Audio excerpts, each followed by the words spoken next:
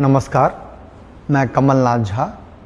शिक्षा की बात हर शनिवार के इस नए अंक में आप सभी का स्वागत करता हूं, अभिनंदन करता हूं।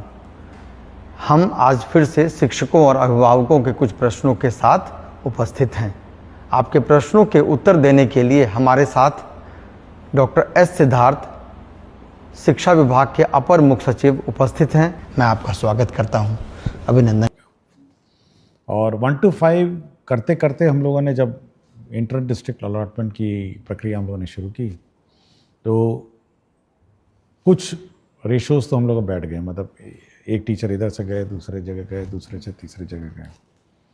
लेकिन उसमें भी करीब कुछ संख्या एक टीचर्स की, कुछ स्कूलों की है जहाँ पे हम लोग को अचानक पता चला कि वहाँ पे स्कूल बंद होने वाले हैं।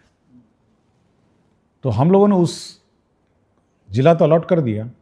हम लोग नहीं चाहते थे कि कुछ को स्कूल अलॉट कर दें और कुछ को ज़िला भी नहीं अलॉट करें, तो हम लोग ने ज़िला अलॉट कर दिया। और हम लोग इस व्यवस्था में मैनेज करने के में है कि कुछ टीचर्स वहाँ जब जाएंगे तब हम लोग उस टीचर्स को रिलीव कर देंगे। तो ये प्रक्रिया ऑनगोइंग है कि धीरे धीरे। और इसी में भी आप देखेंगे कि हम लोगों ने TRE 3 में जो बचे हुए कैंडिडेट्स हैं उनका काउंसलिंग शुरू किया। उसके बाद डीलेड एमएड वाला जो केस मुकदमे से जो अभ्यर्थी आए हैं 150 और 1500 वो भी आ रहे हैं। तो ये सब जो ज्वाइन करेंगे तो ये सारे जो जहाँ पर एक संभावना थी कि टीचर्स मतलब स्कूल बंद हो जाएंगे तो वहाँ पे पोस्टिंग करते हुए इनको रिलीव करेंगे। और मोस्टली ये जो 1 से 5 वाले टीचर हैं ये बहुत ही पैनिक हो रहे हैं कि अब क्या होगा। तो ये जब आपको जिला ही अलॉट हो गया तो आप थोड़ा वेट कर सकते हैं कि भाई हम लोग कोशिश कर रहे हैं कि पठन पाठन इफेक्ट ना हो और टीचर्स पोस्टिंग के बाद आपको वहाँ से रिलीव कर देंगे, तभी हम लोग स्कूल अलॉट करेंगे। साथ ही साथ एक टीचर आपके यहाँ जाएगा और एक टीचर आप रिलीव हो जाएंगे। तो ये 7वां कैटेगरी हम लोगों ने ये किया है। और अब आप पूछेंगे कि 7वां पुरुष का क्या होगा, तो हम लोग ये वर्कआउट कर रहे हैं कि सबसे प्रथम जो लॉट होगा वो लॉट होगा जहाँ पर टीचर्स ज़्यादा हैं। जिन ज़िलों में वहाँ के पुरुषों को हम लोग जहाँ पे टीचर्स कम हैं उस ज़िले में शिफ्ट करेंगे। और आपको मैं जानकारी दे दूँगा कि जब 1 से 5 का आज हम लोगों ने PTR देखा, स्टूडेंट टीचर रेशो पूरे राज्य का, तो ऐसे भी ज़िले हैं जहाँ 13 बच्चों पर एक टीचर है और ऐसे भी ज़िले हैं जहाँ 44 बच्चों पर एक टीचर है। मैं ज़िलों का नाम नहीं लूँगा, लेकिन ये इसको नॉर्मलाइज करना भी एक बड़ा चैलेंज हो गया है। तो हम लोग कोशिश में हैं कि जहाँ पर टीचर्स ज़्यादा हैं और जहाँ पर टीचर्स कम हैं, यदि पुरुषों ने वहाँ के लिए ऑप्ट किया है तो वहाँ पे हम लोग उनकी स्वेच्छा अनुसार वहाँ पे हम लोग ट्रांसफ़र कर देंगे। तो ये पुरुषों का एक्सरसाइज भी हम लोग कर रहे हैं। और फिर धीरे धीरे जो महिलाओं का भी इशू रह जाएगा, जो मतलब बाकी पुरुषों का रह जाएगा, तो ये इस पर निर्भरता रहेगी कि कहाँ पे टीचर्स कम हैं और कहाँ पे टीचर्स ज़्यादा हैं, उसके आधार पर उसको हम लोग टेकअप करेंगे। तो पुरुषों को हम लोगों ने नहीं छोड़ा, पुरुषों पर भी हम लोग एक्सरसाइज कर रहे हैं। और बीच बीच में यूट्यूब और फेसबुक और सोशल मीडिया अचानक पैनिक टीचरों में क्रिएट कर देते हैं कि लगता है अब ट्रांसफ़र रुक जाएगा। देखिए, हम लोग कंटिन्यूसली इस पर काम करते रहते हैं और मेरी टीम है, मेरे ऑफिसर्स हैं, कंटिन्यूसली सबको एक काम दिया है। कुछ को पुरुषों का दिया है, कुछ को महिलाओं का दिया है, कुछ को 1 से 6 का जो इश्यूज़ हैं उसको सेटल करने का दिया है। तो ये पैनिक कभी नहीं होना चाहिए। और हम लोग का ऑफिशियल चैनल है, सरकारी चैनल है, हम लोग शिक्षा की बात करते हैं। और जब भी हम लोग प्रेस रिलीज़ करते हैं, एक ऑफिशियल प्रेस रिलीज, इसको इंटरप्रेट करने की कोशिश मत करिए। होता है कि अचानक आप इंटरप्रेट उसको करते हैं। हम लोगों ने जैसे ऐच्छिक स्थानांतरण दिया, ये एक ऑप्शन था, आप ऑप्शन मतलब चुनिए या नहीं चुनिए, लेकिन उसको इंटरप्रेट करने लगा कि लगता है कि अब ऐच्छिक स्थानांतरण होगा और कोई स्थानांतरण नहीं हुआ। ये कभी हम लोगों ने नहीं कहा ये बात। तो हमेशा देखिए, जब हम लोग प्रेस रिलीजेस देते हैं, आप थोड़ा इंतज़ार करिए, आप और इंटरप्रेट करने की कोशिश मत करिए। हमारा ऑफिशियल चैनल्स हैं जिस पर हम लोग अपना क्लैरिफिकेशन देते हैं और हम चाहते हैं कि ये पूरी व्यवस्था ट्रांसपेरेंट हो और टीचर्स को जानकारी हो कि उनके साथ क्या हो रहा है। कोई बात हम छुपा के नहीं रखना चाहते हैं कि भाई हम छुपा के रखे हुए हैं और मतलब हम लोग अन्यथा बोलना नहीं चाहते। हमने आपको बता दिया कि 34 लोग हम लोगों से गलती हो गई, छूट गया थे। हम लोग जिसको खोज के निकाले थे, जिनको 1 से 6 कैटेगरी में जिनको जिला अलॉटेड है, स्कूल अलॉटेड नहीं है, कर रहे हैं। और जो लोग अब कुछ लोगों ने मुझसे पूछा, अचानक बहुत सारे मैसेजेस आए कि सर अंतर जिला वाले को तो आपने पास कर दिया और बाहर वाले जिले को आपने छोड़ दिया। देखिए, टीचरों को समझना भी ये चाहिए। देखिए, सीनियरिटी जब टीचरों की लिखी जाती है तो जब आप किसी अन्य जिले में जाते हैं तो आपकी सीनियरिटी उस जिले के टीचरों के सीनियरिटी सबसे नीचे हो जाती है। ये भी समझना चाहिए। और प्राथमिकता हमेशा उस जिले के अंदर इनसाइडर टीचर की है और आपकी प्राथमिकता उसके बाद आती है, क्योंकि आप उस जिले के अंदर जा रहे हैं। तो अचानक ये भी पैनिक हो गया कि देखिए, उसको तो कर दिए, हमको छोड़ दिए, हमको टेकअप किए तो उसको छोड़ दिए। तो हम लोग एक फॉर्मूला से चलते हैं और एक सिस्टम से चलते हैं। हम लोग कोई मतलब रैंडम नहीं करते हैं और निर्णय भी रैंडम नहीं होते। उसकी पॉलिसी होती है कि देखिए, हम लोगों ने विद इन डिस्ट्रिक्ट है, इनको ऐसे ट्रीट किया, आउटसाइड डिस्ट्रिक्ट है क्योंकि उनकी प्राथमिकता नीचे है, सबसे नीचे है, उनको हम लोगों ने ऐसे ट्रीट किया। तो ये सब हम लोग देखते हैं। तो कभी भी टीचर को ये नहीं सोचना चाहिए कि हम पक्षपात करते हैं या कोई रैंडम व्यवस्था करते हैं। हम लोग जो ट्रीटमेंट किसी एक कैटेगरी टीचर के साथ करते हैं वही ट्रीटमेंट हम लोग बी कैटेगरी टीचर से। और कोई हम लोग मतलब इसका गलत इंटरप्रिटेशन किसी टीचर या किसी सोशल मीडिया में जो हमारे टीचर्स ग्रुप बहुत सारे हैं उनको नहीं करना चाहिए। आप पूछ सकते हैं, विभाग से पूछ सकते हैं, बहुत सारे पदाधिकारी हैं, डायरेक्टर हैं, डीओ हैं। और हम लोगों ने ये भी व्यवस्था की है व्यवस्था में कि अगर आप अपने प्रेजेंट पोस्टिंग से शुद्ध हैं विद इन द डिस्ट्रिक्ट, तो आप अपने स्थापना समिति, अपने ग्रीवांस पोर्टल में आप अप्लाई करिए। और ग्रीवांस पोर्टल डीओ देखते हैं, आरडीडी देखते हैं और हम भी देखते हैं और मॉनिटरिंग उसकी होती है। और जिला स्थापना जो समिति है, जो डिस्ट्रिक्ट की कमेटी है, वो अगर आपको कोई विशेष समस्या हो, मतलब बहुत ही विशेष समस्या हो, एनमास तो नहीं ले सकते, अचानक फिर से 10-20 हज़ार का शुरू नहीं कर सकते, लेकिन आपको कोई विशेष समस्या है, आपकी सुनवाई करेगी और आपके समस्या का समाधान करेगी। और मैं बार बार यही बात कहता हूँ और हर फोरम पे यही कहता हूँ कि टीचर्स की सुविधा तो हम लोग कंसिडर करते हैं, लेकिन बच्चों की असुविधा हम लोग मतलब क्रिएट नहीं करना चाहते हैं। हम लोग ऐसी व्यवस्था नहीं क्रिएट करना चाहते हैं जहाँ पे स्कूल बंद हो जाएं, पढ़ाई पाठन अफेक्टेड हो जाए, या फिर मैथ्स टीचर चले जाते हैं तो मैथ्स टीचर अब नहीं है तो क्या करेंगे, साइंस टीचर अचानक ट्रांसफ़र हो गए तो क्या करेंगे। तो वैसी व्यवस्था हम लोग नहीं चाहते। हम लोग चाहते हैं कि बच्चों की पढ़ाई जो है, शिक्षा विभाग की प्रायोरिटी बहुत ही क्लियर होना चाहिए, शिक्षकों को भी, अभिभावकों को भी, कि शिक्षा विभाग की सबसे प्रथम प्रायोरिटी शिक्षा व्यवस्था में सुधार और शिक्षा व्यवस्था को सुदृढ़ करने का। ये बिल्कुल टीचर लोग भी अपने दिमाग में बैठा लें और हम भी अपने दिमाग में बैठा चुके हैं। उसके बाद आता है हमारे टीचर्स का कंफर्ट और अपने टीचर्स की सुविधा।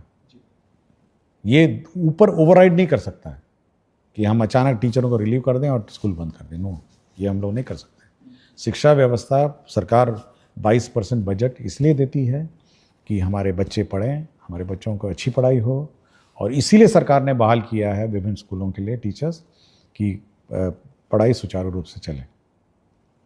हाँ, आप लोगों को कठिनाई हुई है, बहुत सारे पोस्टिंग रैंडम पूर्व के सालों में हुए हैं। हम लोग उसको रिजॉल्व करने की कोशिश में लगे हैं और इसमें पेशेंस होना चाहिए और थोड़ा सब्र करना चाहिए टीचरों का। अगर किसी का कोई इशू है तो उसकी सुनवाई होगी और उसका रिजॉल्व होगा, लेकिन अचानक पैनिक नहीं होना चाहिए कि अचानक कोई अब नहीं, ये नहीं होगा, वो नहीं होगा। ये थोड़ा पैनिक टीचरों में नहीं होना चाहिए। आपको अपने पठन में ध्यान दीजिए और धीरे धीरे आपकी एक एक बात की सुनवाई होगी। और जहाँ तक यथासंभव, मैं बात बोलता हूँ, यथासंभव हम लोग आपका ख्याल रखेंगे, लेकिन आप अपने शैक्षणिक व्यवस्था और पढ़ाई व्यवस्था सुदृढ़ रखें और यह सुनिश्चित करें कि आपके विद्यालय में पढ़ाई। बहुत बहुत धन्यवाद सर। मैडम मुस्कान के माध्यम से ही, सवाल के माध्यम से ही आपने बहुत विस्तार से बताया है और मुझे लगता है कि बाकी शिक्षकों के लिए भी ये बहुत लाभप्रद है। सर, दूसरा प्रश्न है, प्रिंस तिवारी हैं, वैशाली जिला के पातेपुर ब्लॉक के, ये संस्कृत के अध्यापक हैं। इनका कहना है कि संस्कृत में मैं बच्चों को आगे बढ़ता देखना चाहता हूँ, पर उन्हें लगता है कि संस्कृत से उनका कुछ नहीं होगा, जबकि संस्कृत के पाठ्यक्रम में वेद मंत्र, वैदिक साहित्य और वेदांत हैं। ज्ञान, संस्कृत, दर्शन और वैज्ञानिक चेतना वाली भाषा संस्कृत से बच्चों को कैसे जोड़ा जाए, मार्गदर्शन चाहता हूँ। देखिए, आपको जानकारी होगा, हम लोगों ने संस्कृत बोर्ड के अध्यक्ष की भी नियुक्ति हाल ही में की है और हम लोग डिस्कशन भी कर रहे थे। कल की बैठक में मैं बात भी कर रहा था कि कैसे संस्कृत शिक्षा को और सुधार किया जाए। और यह सबसे पुरानी हमारी भाषा है और हमारे धर्म ग्रंथ भी इसी भाषा में लिखे गए हैं, हमारे वेद और पुराण जो भी कही गई है। और बहुत सारी भाषाओं की ये मतलब ये बेस भाषा है, मतलब इस पर बहुत सारी भाषाएं हैं इस देश की, इसके ऊपर बनाई गई। इसलिए ये बहुत ही हमारे लिए मतलब इम्पॉर्टेंट भाषा है और हम लोग के दिल के करीब है, ये इम्पॉर्टेंट है। और एक तो जैसे बहुत सारे वेद मंत्र और ये सब में तो है ही है, लेकिन बहुत सारी सरकारी नौकरियों में भी आजकल संस्कृत एक बहुत इम्पॉर्टेंट, यूपीएससी में है आपकी संस्कृत भाषा है, आर्मी में बहुत सारे नौकरियां हैं, साथ ही साथ शैक्षणिक संस्थाओं में भी ये संस्कृत भाषा में नौकरियां हैं। और साथ ही साथ ये बहुत ही कंप्यूटर फ्रेंडली भाषा है, ये इतनी मैथमेटिकल है कि ये कंप्यूटर फ्रेंडली भाषा है। इसलिए बहुत सारे मैं कहीं पढ़ रहा था कि कुछ लोग नासा में भी संस्कृत पे पेपर लिखे हैं, मैं जस्ट पढ़ रहा था। लेकिन ये बहुत ही महत्वपूर्ण भाषा है और ये हम लोग के दिल के करीब और ये बहुत ही आदर से हम लोग को इसको पढ़ना चाहिए और इंटरेस्ट लेना चाहिए। शुक्रिया सर। एक हैं पुनीता कुमारी, राजकीय मध्य विद्यालय कोटवा गोपालगंज की हैं। इनका कहना है कि सर्वप्रथम आपके द्वारा किए गए बेहतरीन कार्यों हेतु आपको साधुवाद दे रही हैं सर। महोदय, आपके द्वारा अभिभावक गोष्ठी को लेकर एक कैलेंडर जारी किया गया है जो बेहद सराहनीय और प्रशंसनीय है। महोदय, क्या उक्त कैलेंडर को सभी विद्यालयों के सूचना पट पर लगाया जा सकता है, जिससे कि अभिभावकों को पूर्व से ही गोष्ठी के संबंध में सूचना मिल सके? यह अत्यंत लाभकारी सिद्ध होगा। ये अच्छा सुझाव है। हम लोग कोशिश करेंगे कि जो भी नोटिस बोर्ड है उसमें अगला अभिभावक गोष्ठी का डेट अंकित रहे, ताकि अभिभावकों को पता चल जाए कि ये गोष्ठी का अगला तिथि है और सभी लोग अभिभावक और कोशिश भी करेंगे, देखते हैं, ट्रायल लेते हैं कि सभी को एसएमएस, क्योंकि कुछ अभिभावकों के फ़ोन नंबर भी हैं, कोशिश करते हैं कि एसएमएस से भी खबर कर दें कि अगला अभिभावक, अभी बच्चे का अगला अभिभावक गोष्ठी फलाना है, भाग लें, ये भी कोशिश करते हैं। लेकिन अच्छा सुझाव है कि अभिभावक गोष्ठी की सूचना अच्छी तरह दी जाए। बहुत उपयोगी है सर। एक शिक्षक ने पूछा है कि आदरणीय एसीएस महोदय, वोटर सत्यापन के कार्य में विद्यालय के 80-90% शिक्षक लग गए हैं। ऐसे में जो विद्यालय में रह गए हैं उन्हें बहुत कठिनाई हो रही है। कई विद्यालयों में मात्र एक ही शिक्षक है। ऐसे में विद्यालय का संचालन कैसे करेंगे, इस पर कोई दिशा? देखिए, इलेक्शन का कार्य महत्वपूर्ण कार्य है और ये पीपल्स रिप्रेजेंटेशन एक्ट से गवर्नड है, इसलिए उसके बारे में मैं कोई टिप्पणी नहीं करूँगा। लेकिन मैंने सभी डीओस को कहा है कि वो मॉनिटर करें हर स्कूल्स को, जहाँ पे भी टीचर्स अपने वोटर लिस्ट पुनरीक्षण कार्य में व्यस्त हैं, तो अन्य अगल बगल के स्कूलों में से टीचर्स को लगा के डिप्यूट करके संचालन करेंगे और ये सुनिश्चित करेंगे कि शैक्षणिक कार्य प्रभावित नहीं हो, क्योंकि आगे फिर इलेक्शन भी है, उसमें भी हो सकता है ये सब कार्य प्रभावित होगा। और साथ ही साथ आरडीडी को भी कहा गया है कि आप मॉनिटर करिए कि ऐसा ना हो कि सारे के सारे टीचर वोटर लिस्ट वेरिफिकेशन में चले जाएं और शैक्षणिक कार्य प्रभावित हो। अगल बगल पंचायत में, उसी पंचायत के टीचरों को डिप्यूट करके उसको काम शुरू किया जाए और सुनिश्चित किया जाए कि शैक्षणिक कार्य प्रभावित हो। शुक्रिया सर। एक सतीश कुमार हैं, ग्राम पिपरा धुकरहा, रामनगर, पश्चिम चंपारण के। ये निवासी हैं सर। इनका कहना है कि इनके 2 बच्चे हैं पिपरा धोकरहा रामनगर में। ये पढ़ते हैं, महाशय आजकल अत्यधिक गर्मी के सीज़न में भी किसी कक्ष में पंखा नहीं लगवाया गया है, जिसकी वजह से हमारे बच्चे की तबीयत खराब हो जाती है। अतः महाशय से निवेदन है कि विद्यालय में पंखा देखिए, हम लोगों ने सभी हेडमास्टर्स को 50,000 रुपये दिया था। लास्ट ईयर भी दिया और इस साल भी दिया। ये इसीलिए दिया था कि पंखा लगाइए और तार खींच के पंखा लगाइए, स्विच लगाइए। ये बिल्कुल स्पेसिफिक डायरेक्शन है, क्योंकि ये मुख्यालय से हम लोग कुछ नहीं कर सकते। हम लोगों ने सभी को पैसे दे दिया कि भाई आप पंखा लगाइए, और अब ये भी कहा कि गर्मी सीज़न के शुरुआत में ही आप लगाइए। अब ये क्यों ये लापरवाही ये हेडमास्टर साहब ने की है, इसकी मैं जांच करवाता हूँ, क्योंकि मैंने सुनिश्चित किया था कि आप गर्मी शुरू होने से पहले सारे कमरों में पंखा कितना दाम होगा, 5,000 से ज़्यादा का क्या होगा? तार वार लगाना है, स्विच लगाना है। अब 50,000 मैंने दिए हैं सारे स्कूल को, 2 बार दे चुका हूँ मैं। तो ये मैं चेक करता हूँ कि हेडमास्टर ने क्यों नहीं किया, और ये बिल्कुल स्पष्ट है। मतलब मैं बाकी अभिभावक को कह रहा हूँ कि ये हेडमास्टर को पैसा दिया गया है पंखा लगाने के लिए, स्विच तार सबके लिए। Thank you sir. ये एक मनीष कुमार हैं, वर्तमान में अररिया जिले के नरपतगंज ब्लॉक के उत्क्रमित उच्च विद्यालय मिर्दौल में पीजीटी केमिस्ट्री के शिक्षक हैं। इन्होंने कहा है कि मैंने अपनी पढ़ाई आईआईटी पल्लाक्कड़ केरला से की है। उसके पश्चात पीडब्ल्यू कैरियर पॉइंट जैसे बड़े कोचिंग संस्थानों में केमिस्ट्री फैकल्टी के रूप में 1 लाख रुपए से अधिक की महीने की सैलरी छोड़कर सरकारी विद्यालय में शिक्षण प्रारंभ किया, ताकि आर्थिक स्थिति से जूझ रहे बच्चों के जेई नीट जैसे परीक्षा को पास करने में बाधा न आए।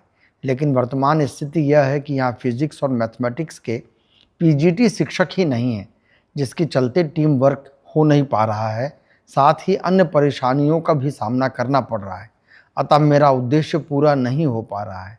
तो क्या मुझे बीएसईबी फ्री कोचिंग ज्वाइन करने का आदेश और स्वीकृति विभाग से मिल सकता है? देखिए, हम लोगों ने आपको याद होगा हाल ही में हमने चिट्ठी लिखा है कि जहाँ पर जो सब्जेक्ट टीचर्स नहीं हैं, आप डेपुटेशन से उसको काम चलाइए। अगल बगल पंचायत के जो स्कूल्स हैं उसी में आप डेपुटेशन से काम चलाइए। और हमारी बात भी हो रही है साइंस एंड टेक्नोलॉजी डिपार्टमेंट के साथ कि कुछ फैकल्टी या कुछ स्टूडेंट्स जो मतलब मैथ्स और साइंस पढ़ा सकें, तो वो भी कुछ कंट्रीब्यूट करेंगे। तो ये 2 स्ट्रीम है जो हम लोग कर रहे हैं, और कोशिश करेंगे कि ये जो टीचर्स की कमी है ये पूरी हो जाए, और अगला जो रिक्रूटमेंट है उसमें हम विशेषकर ये जो स्पेसिफिक सब्जेक्ट वैकेंसीज़ हैं इस पर ज़्यादा ध्यान देंगे। और जहाँ तक ये कंपटीशन की बात है, मैं बताना चाहूँगा कि हम लोग जितने भी देश के प्रमुख कोचिंग संस्थाएं हैं जो जेई नीट और ये सब का कोचिंग देते हैं, उनसे हम लोग एमओयू कर रहे हैं। हाल ही में हम लोगों ने कस्तूरबा गांधी विद्यालय का फिज़िक्स वाला पीडब्ल्यू के साथ हम लोगों ने एमओयू करने का निर्णय लिया। उनका ऑफ़र आया था तो हम लोगों ने निर्णय ले लिया कि अब फिज़िक्स वाला जितने भी कस्तूरबा गांधी विद्यालय हमारे हैं, लड़कियां हैं, उनको कोचिंग कराएंगे। और इसके लिए हम लोगों ने 1.5 लाख रुपये जो टीवी मॉनिटर है ऑनलाइन कोचिंग के लिए, और जो भी इंफ्रास्ट्रक्चर है उसके लिए हम लोगों ने सैंक्शन भी कर दिया है। तो धीरे धीरे हम लोग जब बाकी जितने भी अन्य कोचिंग संस्थाएं हैं उनके साथ भी धीरे धीरे हम लोग विभिन्न विद्यालय और विविध आवासीय विद्यालय इनके साथ हम लोग अब टाई अप करेंगे। तो कंपटीशन तो राज्य सरकार चाहती है कि हमारे बच्चे कंपटीशन की तैयारी करें, और ये अच्छी बात है। इस प्रकार के जो टीचर हैं, मैं तो हैरान था कि आईआईटी कोझिकोड से हैं ना, पलक्कड़ से हैं। तो हम लोग इनको रिसोर्स पर्सन इस व्यवस्था के लिए यूज़ कर सकते हैं कि आप आकर जो कस्तूरबा गांधी विद्यालय में जो कोचिंग कराई जा रही है उसको कोऑर्डिनेट करने के लिए हम इनको यूज़ कर सकते हैं। लेकिन मुझे इतना ही डर है कि अगर मैं उनको भी निकाल दूंगा, जो अभी बाकी टीचर की कमी है, तो इनकी भी कमी हो जाएगी वहाँ पे। तो कुछ व्यवस्था करते हैं, आई विल ट्राई कि वहाँ टीचर किसी अन्य स्कूलों से डिप्यूट करें, और इनको हम ज़रूर रिसोर्स पर्सन के रूप में यूज़ करेंगे। बहुत बहुत शुक्रिया सर। ये मुझे निश्चित है कि केजीबीवी की लड़कियाँ बहुत खुश हों। हाँ, हम चाहते हैं कि वो बहुत सबसे गरीब परिवार की आती हैं, कस्तूरबा गांधी विद्यालय हॉस्टल में रहती हैं, तो कम से कम एक कोचिंग का जो एक्सपोजर है या ट्रेनिंग है, कम से कम वो मिल सकेगा हमको। शुक्रिया सर। एक नताशा हैं, विशिष्ट शिक्षिका हैं। इनका इनका प्रश्न है कि ग्रीष्मावकाश के बाद विद्यालय खुलने के दिन अगर कोई बीमार है या किसी इमरजेंसी में बाहर फंस गया है तो क्या विशेषावकाश या आकस्मिक अवकाश का उपयोग कर सकता है? देखिए, अवकाश के बारे में डिटेल गाइडलाइन है और अगर कोई ऐसी परिस्थिति में तो अवकाश तो मिल ही जाना चाहिए। हमको नहीं लगता कोई अवकाश मिलने में कोई प्रॉब्लम है। ये प्रश्न है गोपाल कुमार बेलसन सीतामढ़ी के हैं। सर, इनका कहना है कि आपके नेतृत्व का मैं प्रशंसक हूं और महोदय, उच्च माध्यमिक विद्यालय में इस सत्र से त्रैमासिक परीक्षा होनी है। पूर्व में यह मासिक था। निर्धारित सिलेबस जिसे त्रैमासिक परीक्षा, अर्धवार्षिक एवं वार्षिक परीक्षा में प्रश्न पूछे जाएंगे, उक्त में हमेशा कन्फ्यूजन की स्थिति बनी रहती है। कृपया आधिकारिक सिलेबस माहवार उपलब्ध कराया जाए। ये हम लोग परीक्षा जब त्रैमासिक होगी तो उस पर्टिकुलर सिलेबस को हम लोग वो भी डिक्लेयर करेंगे कि इस सिलेबस से त्रैमासिक होगी। तो ये CRT आपको कम्युनिकेट करेगा कि इस सिलेबस से आपकी परीक्षा होगी। ऐसा नहीं हो कि डेट निर्धारित है लेकिन सिलेबस निर्धारित है। ये स्पेसिफिक हम लोग निर्धारित करें। बहुत यूज़फुल है सर।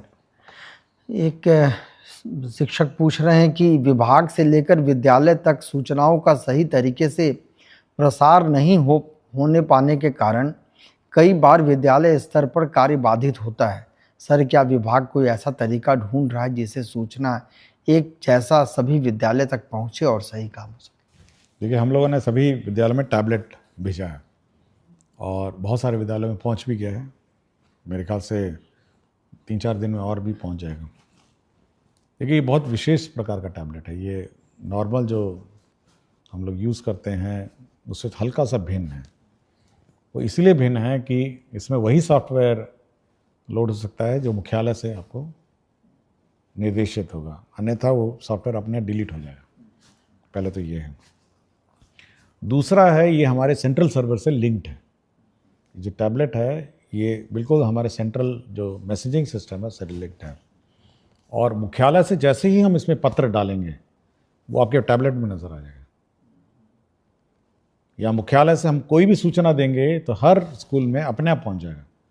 ये DO से, फिर DO से BO, BO से टीचर, या फिर सोशल मीडिया के माध्यम से बिल्कुल मतलब वो बंद कर दिए।